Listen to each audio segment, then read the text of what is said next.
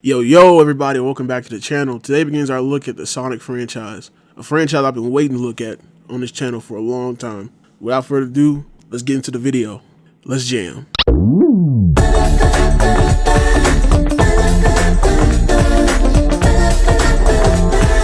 gotta do what? I gotta believe.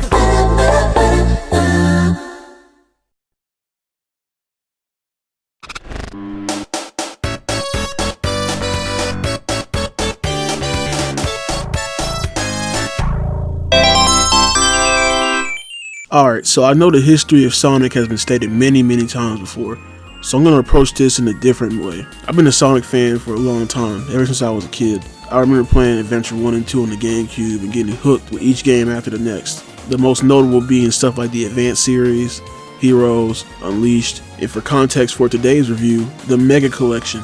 I'm saying this to tell you I'm not some fanboy of a certain style of Sonic, like you would see in some arguments about it today. I grew up with every part of it. I played Classic, Adventure, Modern, all those games at a young age, so every part of that is Sonic to me. And saying that all the criticisms will be based on how it worked rather than if I grew up with this style or not. Anyway, like I said earlier, I didn't play Sonic 1 until the Mega Collection came out, and not when it released in 1991, so I never experienced its revolution firsthand. However, I do know the legacy of the game. Sega was looking for something to compete with Mario and the Super Nintendo at the time, and had to find something as the previous mascot Alex Kidd was not bringing in the bread even when going up against the NES. So it started with programmer Yuji Naka and artist Naoto Shima when they combined their love for speed into Sonic the Hedgehog. The icon itself just looks like it would rival Mario. The blue color, the sleeker design, and of course the attitude. These attributes made Sonic just look cooler than Mario. At the time, most platformer mascots were more cute and friendly, and while Sonic had a bit of these attributes, it was his attitude that stood out against the rest. Mega Man wouldn't get this till Mega Man X, and Mario, well, that was just Mario. However, it wasn't just that. There were commercials advertising Sonic 1 that compared it to Super Mario World. The reason was to show how fast Sonic was compared to how slow Mario was. At first, this seemed like an unfair comparison for Sonic because Super Mario World was the fourth game in a long-running series, while Sonic was the first game. However, the idea of it showed just how much more went into Sonic's world than Mario. Mario was running through the same mushroom hill or the same generic level types, while Sonic was going through slopes, loops, and all these other crazy environments like green hills, robotic factories, cities, and labyrinth caves. Like, if you looked at this footage, what looks more exciting to play? Not from a franchise perspective, just what looks better. To me, I say Sonic looks better. It looks more vibrant. There's a lot more going on in the levels. And Sonic, in general, was just doing more in his levels compared to what Mario was doing. This is all to say that Sonic is just that different from your average platformer. Just the added character and intrigue in the levels you would go through added to the gameplay itself. Now that that's established, we can look at the gameplay and how all that combined to make something revolutionary at the time. From the start, Sonic's focus was always about speed. The idea came from trying to speedrun Mario levels and seeing how fast you could go. This idea is fully realized in Sonic as you are naturally able to gain speed and blitz through levels, completing some in even less than a minute. But contrary to the popular belief that it's only about speed, Sonic is also about momentum-based physics.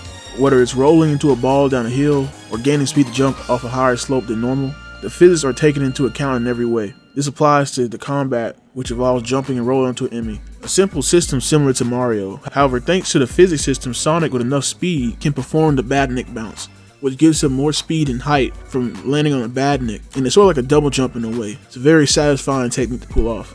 Most platformers at the time had more basic and flat level design compared to Sonic, because none of them used momentum like Sonic did. His level will revolve around more slopes and loops and can get more elaborate in design. When you combine all these mechanics together, you get a game that rewards you for being able to maintain your speed as you navigate through the level. Of course, this will not always be achievable, and the game is more rewarding by replaying and mastering the stages and maintaining a high speed. Sonic even has a few power-ups that you get by breaking capsules. These include the shield for protection, speed shoes that make you faster, and temporary invincibility. These extra items help the flow of the levels and can be utilized with the level design to save your skin. And by saving your skin, I mean saving your rings. Rings are your health in this game, and in older platformers you'd have a health bar like Mega Man, or you could only take one hit unless you had a power up like Mario. Sonic, however, lets you collect health throughout the stage, that health being rings. Getting hit once makes you lose all your rings, and you have a bit of invincibility frames before you are vulnerable again. However, Sonic also has knockback, so sometimes they can lead to your death if you get knocked back into a spike, leading to a moment. The rings in Sonic are more friendly to mistakes, however it is harder to make bosses more difficult since you're just able to brute force patterns. This also allows the boss's attacks to be more elaborate since the player has a better chance to survive compared to more simple patterns in a Mario boss fight. Think of how Mega Man handles his patterns. Because of its health bar, you're able to take damage and understand the pattern from taking damage, and it wouldn't be as bad as a penalty as compared to Mario where taking one hit can take a lot away from you. And speaking of rings, if you collect 50 rings by the end of Act 1 or Act 2 of the levels, besides Scrap Brain Zone, you're able to enter the special stage. There are 6 special stages. Each of them are the same type of puzzle where you roll around in this maze and try to get to the Chaos Emerald inside of it. If you hit the red goal post, you'll be sent out of the special stage and you won't get any Chaos Emerald. These special stages aren't really hard, but they do require some memorization. They're pretty fun to play, honestly. However, I feel getting to them is kind of annoying. I'll explain that more in the level design. But that's all for the main mechanics, but all of these wouldn't work if the overall design of the game was not well. So let's head into that with the story. So the story here is pretty simple. Dr. Eggman, yes I said Eggman, is taking over to South Island and turning the inhabitants into badniks. Sonic, of course, not happy with the situation, sets up to stop the evil doctor and save South Island. That's pretty much it, but there are some little bits of story scattered here and there throughout cutscenes in the level. There are 6 zones, each with 3 acts and 1 boss in each. The first area is the iconic Green Hill Zone.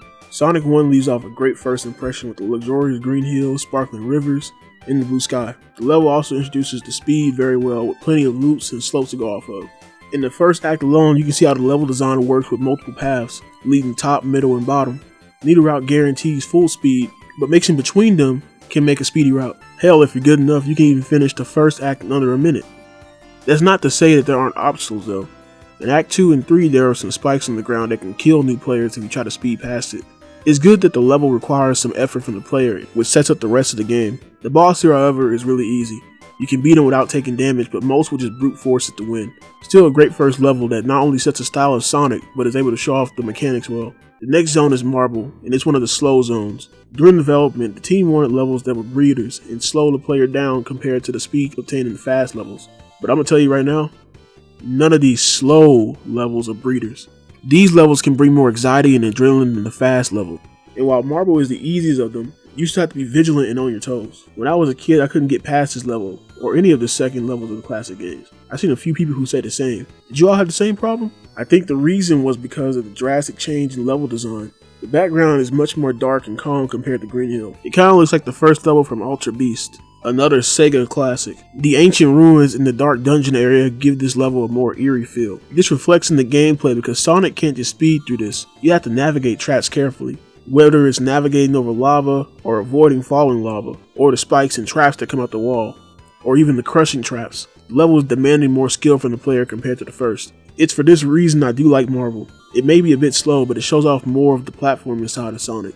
And if you're very skilled enough, you can still get through the stage really fast, with some secret areas. Just watch out for those hidden traps. I spoke about crushing earlier, and this is because sometimes these games have problems with crush detection. It can happen a few times in the game. It becomes a problem in later levels and titles. However, it can be a problem in the next level, Spring Yard. Spring Yard is considered a fast level, but I think it mixes both fast and slow designs well. This is the first time we see pinball type obstacles with bumpers and springs propelling you in different directions. This is also one of the levels where I would say there is a faster path if you stay on the top. If you're at the bottom, sometimes you'll have to deal with climbing on these moving platforms that are really close to each other. It can crush Sonic if 1 inch of his pixel is under it. There are also more road bumps and enemies on the bottom, slowing your progress down. I do like this level because of its atmosphere, with it being in some sort of city park type area, and some of the pinball areas are pretty fun. The moving platforms and closed spaces can be annoying, but there aren't that many to deal with. It's great that this level tries to combine both styles. I think that's how each level should try to work. The next one though, I can't say the same. Man, Labyrinth. Oh boy, Labyrinth. You see, this is the reason people hate underwater levels in platformers. Before Sonic, platformers had you either swimming or just gave you different physics underwater. In Sonic's case, you just go slower and you need bubbles to breathe. Not a bad concept, but when the level design is not helping you, it can become a nightmare. Labyrinth is most infamous for its tight corridors that make the level feel claustrophobic, and not helping are these little pests that keep coming out the ground ready to take your rings. On top of that, you have the threat of drowning underwater, which leads to this really creepy music that plays, leaving nightmares for gamers back in the day.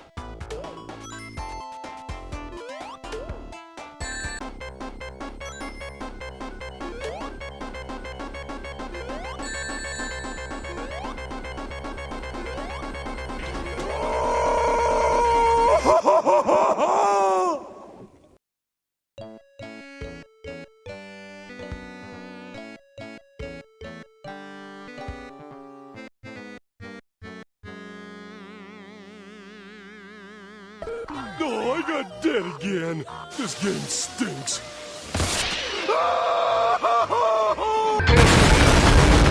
And they call these levels breathers. The only breath I want is for Sonic to be able to breathe longer underwater and not to hear that damn music playing every time I get under for a few seconds. All this stuff put together just makes for a terrifying level. It's even harder than the last zone of the game. Better hope you have continues because you're bound to get game overs. I guess I should speak on that now. You see, when you lose all your lives, you get a game over, which puts you back at the start screen.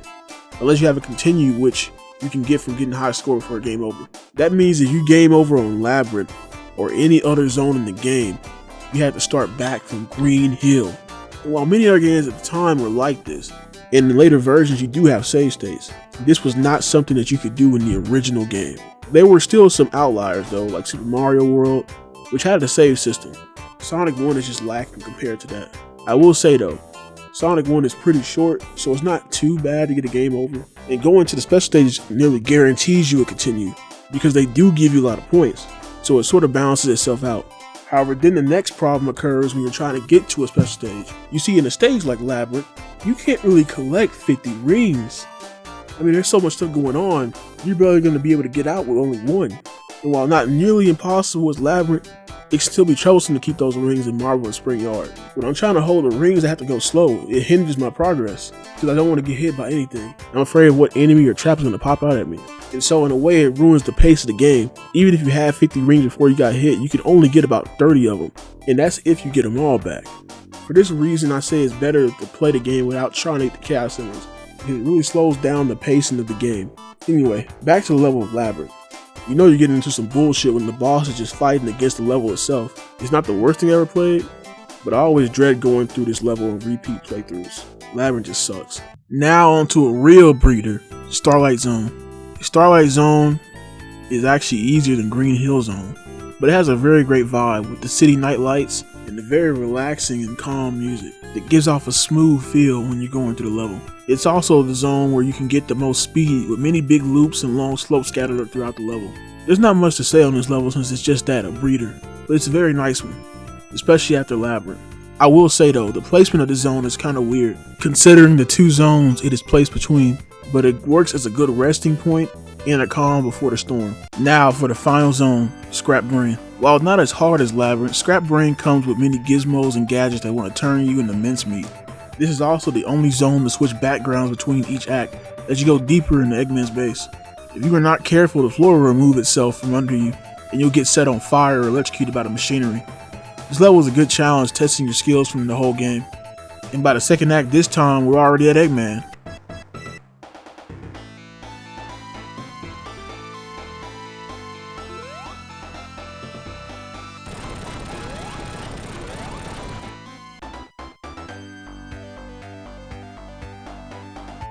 Yo, what the hell? That bastard sent us back to Labyrinth. This is the real final act of the game. And it may have the look of Labyrinth, but it's not as hard. I appreciate them implementing one final challenge with water at the end, so the whole zone is sort of testing everything you've learned. But I can imagine players back in 1991 shivering at the fact they were back here. I also think it's a cool story setup as it gives you more of a drive to get revenge on Eggman. Already he's been messing with you throughout the game with his robots and contraptions, but now he sent you back to the place you hate the most. You're gonna get back up there and beat him. You can go through this level normally, which is the hard way, or you can go under this platform at the beginning to take a shortcut to get back up faster. I'm glad the game rewards good players with beating the level faster by knowing the level itself.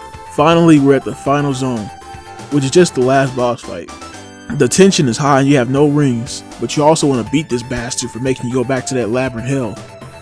The boss, however, is pretty easy. Really simple telegraphs, and he's very simple to hit once he shows up on your side. Finally, after destroying the machine, Eggman tries to escape with Sonic on his trail, leaving one last gift to the Mad Doctor before he could get away.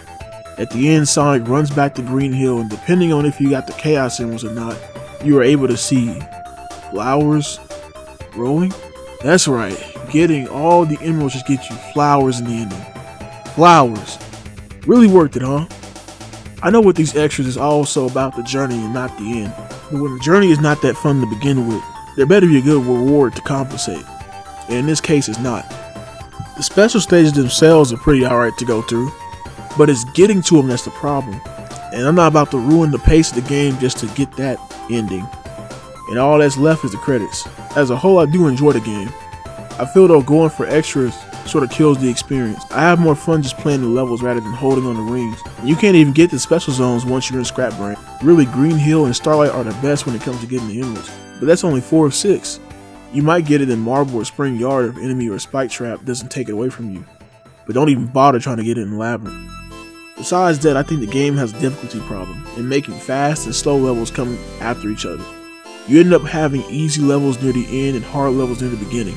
This could have been worse because thanks to the level select cheat, we may know the original level order with having Labyrinth as the second level. Could you imagine people's first impressions back then that the second level was freaking Labyrinth? I mean, it makes more sense for the original feeling they were trying to go for, which having the world become more mechanized as you progress through the game, showing Eggman's influence over the world. But Jesus, man, it would have been terrible. It's a great concept, but if they wanted to do it, they should have balanced those levels better. It just feels like it's either one or the other, when it would have been better if both of these styles, platforming and speed, were implemented together and the game relied more on the skill of the player to determine how fast it could go. That feeling is still there, as multiple playthroughs will make you be able to beat the game faster, but I mean in the initial design of the level itself.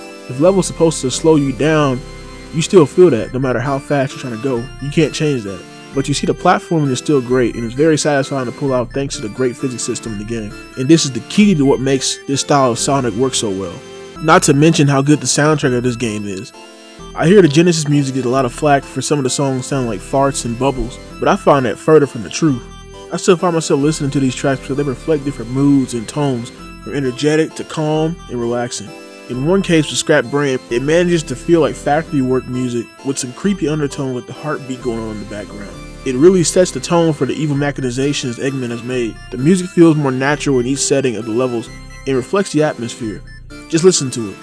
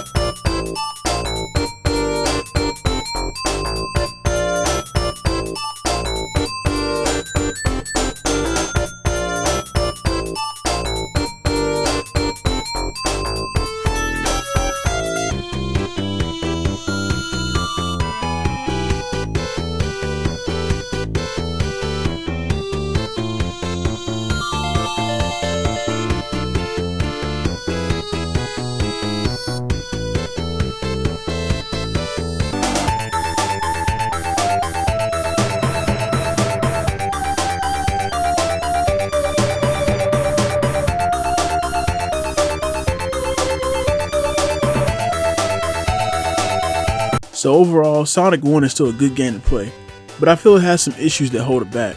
I can see how it was very revolutionary at the time with stages like Green Hill and Spring Yard. However, I think the idea of making each zone fast or slow hinders the design a bit. There's also a few level design issues and it's not fun or really worth it to 100% the game. Although many of these things will be fixed in the mobile port, which added Tails and Knuckles and even gave Sonic the spin dashes on it too. For the original game, which is the one that gets ported all the time, these issues still remain. I do enjoy this game. I just think playing it regularly is the best way to enjoy it. Some of the issues can be chalked down to the first game syndrome, but it doesn't take away from others. Still, there's plenty of greatness to be found here with the depth of Sonic's controls and the exploration of levels. It's a game that makes you feel good just from moving, and that's great design. It's rough, but it's still an enjoyable experience, especially for the atmosphere, the music, and the overall charm the game brings. Sonic 1 is definitely worth your time when you're in need of a quick adventure. Anyway, that's all for this video, folks. I just got a new mic, and I'm using it for this video, so let me know what you think about it in the comment section down below. But anyway, I'm out. Territory is the territory. Territory is the territory. Territory is the territory.